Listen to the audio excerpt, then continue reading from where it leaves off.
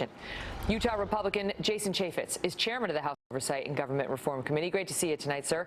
So you seem surprised that he hadn't investigated that. Have you made the referral now, and do you expect the FBI to launch another investigation?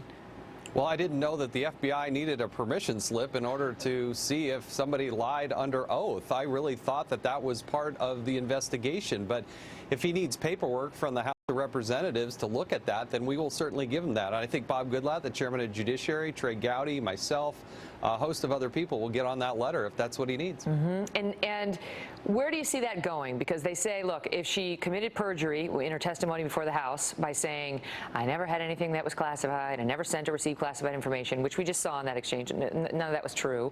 The bar to prove perjury is very high. I think they said 6 times in 60 years has anybody been convicted for perjury or even a related charge. It's really hard to prove in Congress. Well, again, I just want the FBI to dive into it and look at it. Based on the fact pattern that Director Comey put out there, it's clear that she misled the public. But it's a whole different level when you come to Congress, you raise your right hand and you affirm under oath that what you're saying is the truth, the whole truth, and nothing but the truth. And then the FBI finds that those items are false. There should be a consequence for that as well. Can you explain why the hearings today were necessary, right? Last night on the air we were talking about how, why don't you just take what you got from Director Comey, all the lies and so on, and go with it? Why rake him over the coals about not taking the extra step? Well, look, we learned a lot more about this problem and the pervasiveness. You know, the second panel, we actually exposed the fact that these classified emails have such a high classification, not even members of Congress, not even as chairman of the Oversight Committee, do I have the necessary security clearance to look at those. And yet we heard for the very first time from Director Comey that there were up to 10 people that had access to this information. So it's gone beyond just that server.